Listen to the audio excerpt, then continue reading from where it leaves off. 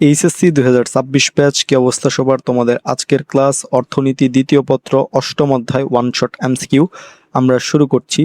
রপ্তানির চেয়ে আমদানি বৃদ্ধি পেলে নিচের কোনটি ঘটে? যেটি ঘটে সেটি হচ্ছে কি যে প্রতিকূল বাণিজ্য ভারসাম্য। যখন কোনো দেশ বাইরে থেকে বেশি পণ্য আনে অর্থাৎ আমদানি করে কিন্তু বিদেশে কম পণ্য পাঠায় অর্থাৎ রপ্তানি করে, তখন দেশের টাকা বাইরে বেশি চলে যায়। একে আমরা বাণিজ্য ঘাটতি বা প্রতিকূল বাণিজ্য ভারসাম্য বলে থাকি। নিচের কোন দেশটি বাংলাদেশের বড় রপ্তানি বাজার? যুক্তরাষ্ট্র হচ্ছে কি যে বাংলাদেশের একক বড় রপ্তানি বাজার। একক দেশ হিসেবে বাংলাদেশের তৈরি পোশাকের সবচেয়ে বড় ক্রেতা বা রপ্তানি বাজার হলো যুক্তরাষ্ট্র বা ইউএসএ। আন্তর্জাতিক বাণিজ্যের ক্ষেত্রে কোনটি আবশ্যক? যেটি আবশ্যক সেটি হচ্ছে কি দুটি দেশ ও পৃথক মুদ্রা ব্যবস্থা। আন্তর্জাতিক বাণিজ্যে দুটি ভিন্ন সার্বভৌম দেশ অংশ নেয় এবং প্রতিটি দেশের নিজস্ব স্বতন্ত্র মুদ্রা যেমন টাকা, ডলার ব্যবহৃত হয়। মুদ্রার এই ভিন্নতায় আন্তর্জাতিক বাণিজ্যকে অভ্যন্তরীণ বাণিজ্য থেকে আলাদা করে দেয়। দুই বা ততোধিক স্বাধীন ও সার্বভৌম দেশের মধ্যে আইনগত প্রক্রিয়ায় দ্রব্য ও সেবার ক্রয় বিক্রয় কার্যক্রম সম্পাদিত হলে তাকে কি বলে? তাকে বলে হচ্ছে কি আন্তর্জাতিক বাণিজ্য। দুটি স্বাধীন দেশের মধ্যে যখন আইন কানুন মেনে আনুষ্ঠানিক ও বৈধভাবে পণ্য বা সেবা কেনাবেচা হয় তখন তাকে কি আন্তর্জাতিক বাণিজ্য বলা হয় অর্থনীতিতে। আন্তর্জাতিক বাণিজ্যের তুলনামূলক খরচ তত্ত্বের প্রবক্তা হচ্ছেন কে? David Ricardo. ক্লাসিক্যাল অর্থনীতিবিদ ডেভিড রিকার্ডো 1817 সালে তার বিখ্যাত বইতে আন্তর্জাতিক বাণিজ্যের তুলনামূলক ব্যয় সুবিধা তত্ত্ব প্রদান করেন। বিশ্বায়নের পূর্বশর্ত নিচের কোনটি? বিশ্বায়নের পূর্বশর্ত হচ্ছে কি তথ্য প্রযুক্তি। কোনটি? তথ্য প্রযুক্তি। সমগ্র বিশ্বকে একটি একক কমিউনিটি বা বিশ্বগ্রামে রূপান্তর করতে বা কানেক্ট করতে সবচেয়ে বেশি প্রয়োজন উন্নত তথ্য ও যোগাযোগ প্রযুক্তি। বিশ্বায়ন বলতে যেটা বোঝায় সেটা হচ্ছে কি বিশ্বগ্রাম প্রতিষ্ঠা। বিশ্বায়ন বা গ্লোবালাইজেশন এর মূল ধারণাই হলো ভৌগোলিক দূরত্ব মুছে ফেলে পুরো বিশ্বকে একটি সমন্বিত বিশ্বগ্রাম বা গ্লোবাল ভিলেজে পরিণত করা। বিশ্বায়নের নেতিবাচক দিক কোনটি? বিশ্বায়নের নেতিবাচক দিক হচ্ছে কি যে দেশীয় সংস্কৃতির বিপর্যয়। বিশ্বায়নের ফলে বাইরের সংস্কৃতি অবাধে প্রবেশ করে, যা অনেক সময় স্থানীয় ও দেশীয় সংস্কৃতি, আচার অনুষ্ঠান ও ঐতিহ্যকে হুমকির মুখে ফেলে দেয়। বিশ্বায়নের অসুবিধা কোনটি? বিশ্বায়নের অসুবিধা হচ্ছে কি যে মেধা পাচার।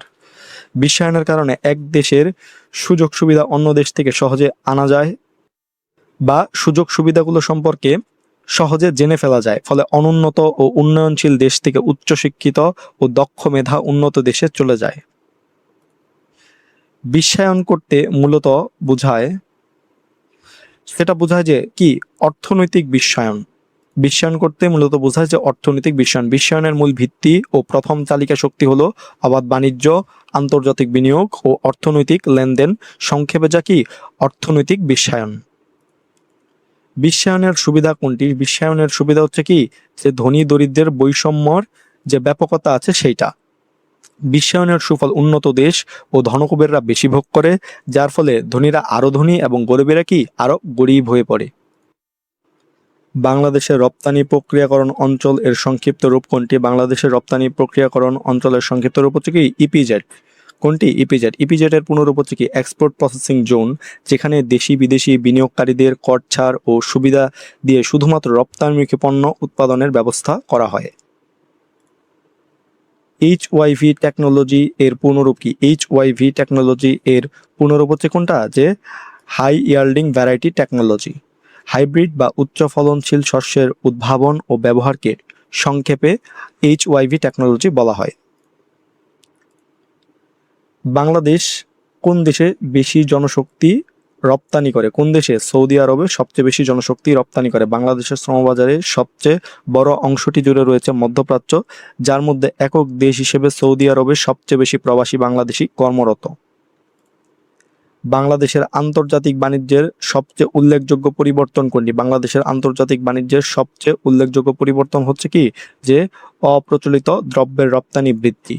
স্বাধীনতা পরবর্তী সময়ে বাংলাদেশ মূলত কাঁচা পাট বা চায়ের মতো ঐতিহ্যবাহী বা প্রচলিত পণ্য পাঠাতো, কিন্তু বর্তমানে তৈরি পোশাক, হিমায়িত খাদ্য ও প্রক্রিয়াজাত কৃষি পণ্যের মতো অপ্রচলিত পণ্যের আধিপত্যই কি সবচেয়ে বড় পরিবর্তন।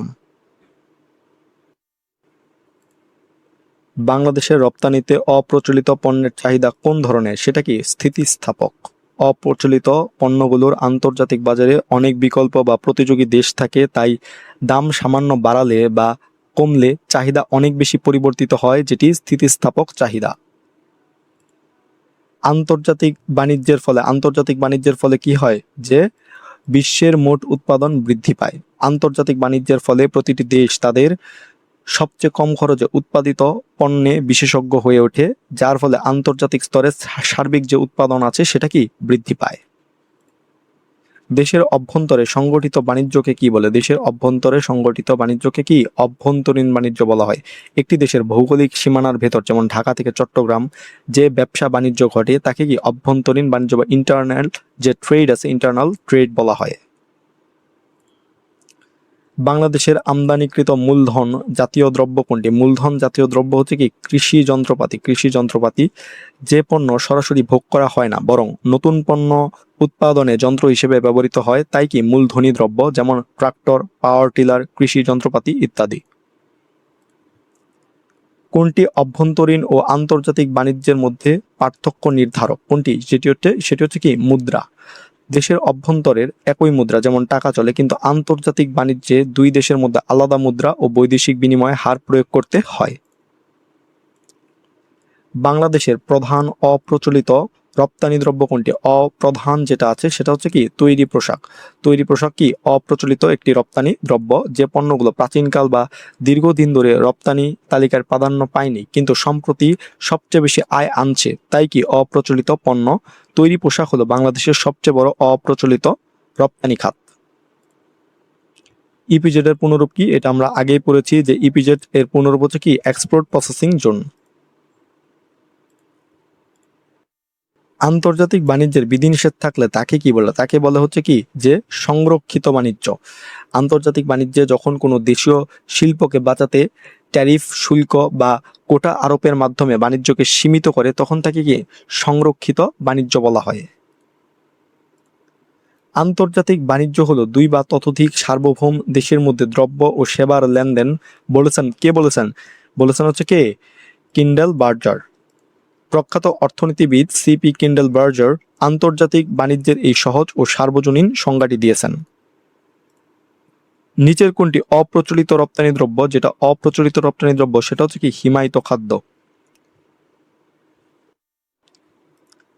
চা বা কাঁচা চামড়া প্রথাগতভাবে দীর্ঘদিন ধরেও রপ্তানি হলেও কিন্তু হিমায়িত চিংড়ি বা মাছ তুলনামূলকভাবে নতুন বা অপ্রচলিত রপ্তানি খাতের অন্তর্ভুক্ত। নিচের কোনটি বাংলাদেশের প্রচলিত রপ্তানি পণ্য? নিচের কোনটা? যেটা হচ্ছে কি চা হচ্ছে বাংলাদেশের কি একটা প্রচলিত রপ্তানি পণ্য, যে পণ্যগুলো বাংলাদেশে ঐতিহ্যগতভাবে বহু বছর ধরে বিদেশে রপ্তানি করে আসছে, যেমন কাঁচা পাট, পাটজাত দ্রব্য, চা ইত্যাদি। ট্যাক্স হলিডের সুবিধা পান কারা? ট্যাক্স হলিডের সুবিধা পান হচ্ছে কারা? যারা রপ্তানিকারক, তারাই কি ট্যাক্স হলিডের সুবিধাটা পান। কোনটি রপ্তানির মাধ্যমে রেমিটেন্স পাওয়া যায়? কোনটি রপ্তানির মাধ্যমে? জনশক্তি রপ্তানির মাধ্যমে রেমিটেন্স পাওয়া যায়। বিদেশে কর্মরত প্রবাসী শ্রমিকদের পাঠানো অর্জিত বৈদেশিক মুদ্রাই মূলত কি রেমিটেন্স, যা জনশক্তি রপ্তানির মাধ্যমে কি দেশে রেমিটেন্স হিসেবে আসে। রপ্তানি বৃদ্ধির জন্য কোনটি রোধ করা প্রয়োজন? রপ্তানি বৃদ্ধির জন্য কি চোরাচালান রোধ করা প্রয়োজন। অনানুষ্ঠানিক উপায়ে বা চোরাচালানের মাধ্যমে পণ্য বিদেশে চলে গেলে সরকার রাজস্ব হারায় এবং দেশের প্রকৃত বৈধ রপ্তানি খাত কি বাধাগ্রস্ত হয়। বাংলাদেশের অপ্রচলিত রপ্তানি পণ্য কোনটি? হস্তশিল্প জাত দ্রব্য, এটা কি অপ্রচলিত। আমদানি ব্যয় অপেক্ষা রপ্তানি আয় বেশি হলে বাণিজ্যের পরিস্থিতি কেমন হয়? অনুকূল পরিস্থিতি হয়। যখন কোনো দেশের পকেটে টাকা আসার পথ অর্থাৎ কি রপ্তানি বড় হয় এবং টাকা চলে যাওয়ার পথ আমদানি ছোট হয়, তখন দেশের জন্য অনুকূল বাণিজ্য বলা হয় তাকে। কোনটি প্রচলিত রপ্তানি পণ্য? প্রচলিত রপ্তানি পণ্য হচ্ছে কি নিউজ প্রিন্ট। প্রাথমিক যুগে নিউজ প্রিন্ট বা কাগজ বাংলাদেশে বহুল উৎপাদিত হয়ে অন্যান্য দেশে রপ্তানি করা হতো, যা একটি প্রাচীন ও প্রচলিত রপ্তানি খাত। অপরিশোধিত পেট্রোলিয়াম কোন ধরনের আমদানিকৃত পণ্য? এটা কি একটা প্রাথমিক আমদানিকৃত পণ্য। অপরিশোধিত পেট্রোলিয়াম প্রকৃতি থেকে সরাসরি পাওয়া প্রাথমিক কাঁচামাল, একে রিফাইন বা শোধন করে তবেই ডিজেল, পেট্রোল ও কেরোসিন বানানো হয়। তো এই ছিল অর্থনীতি দ্বিতীয় পত্র অষ্টম অধ্যায় ওয়ান শট এমসিকিউ ক্লাসটি। তোমাদের সকলের জন্য শুভকামনা রইল। ধন্যবাদ সকলকে।